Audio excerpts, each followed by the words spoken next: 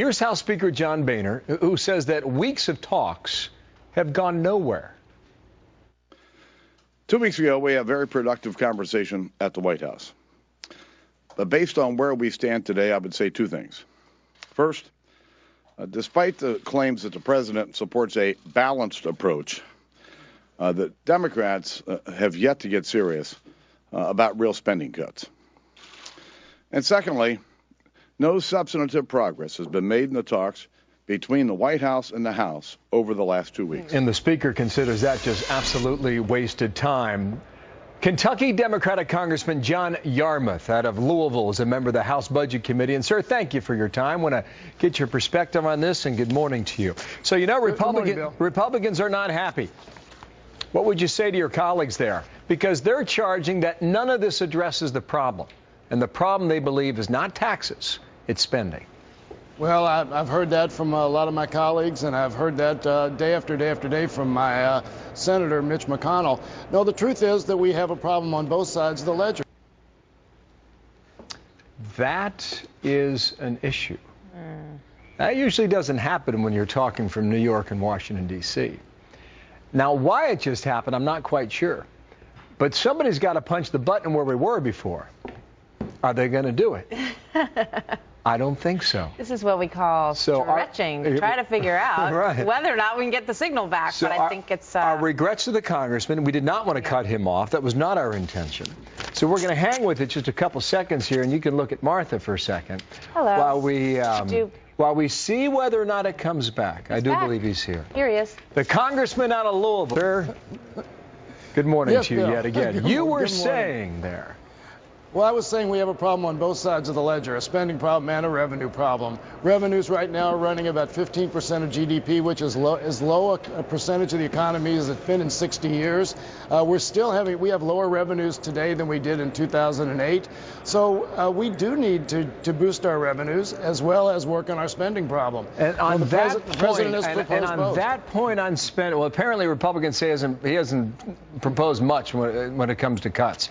In fact, that's at $1.6 trillion in new taxes on the screen quickly, $50 billion in new stimulus spending, and also expanded powers to raise the debt limit anytime the president wants. Now, does that address the problem? Well, I mean, it would address the problem. So would the fiscal cliff would address the deficit problem. I mean, it's a $5.5 trillion fix to the deficit. Just nobody wants it to happen.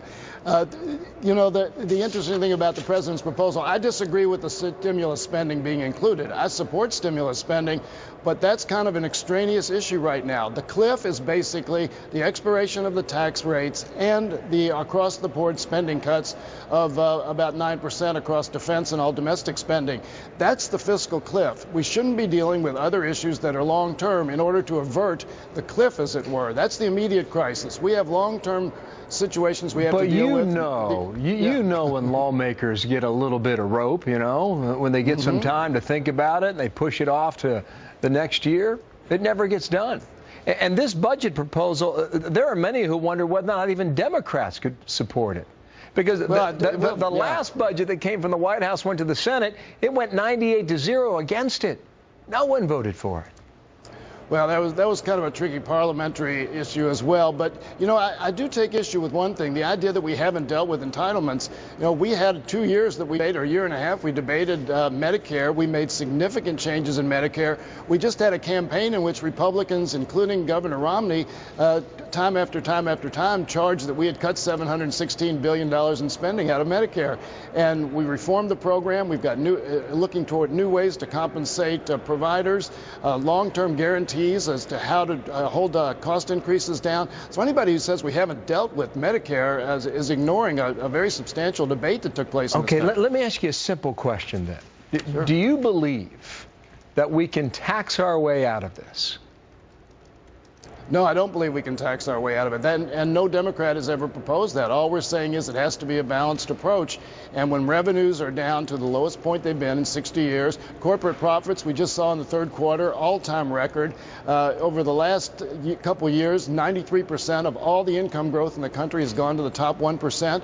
If we can't look to those sources of revenue in order to help balance the budget and reduce the deficit, then we can't cut our way out of it either. You admit that public publicly, Republican colleagues have said we can go ahead and raise revenue. It's just a question of how you want to do it. I just have one more question for you, because this is what people want to know. December starts this weekend. How far apart are these two sides? Are you even close?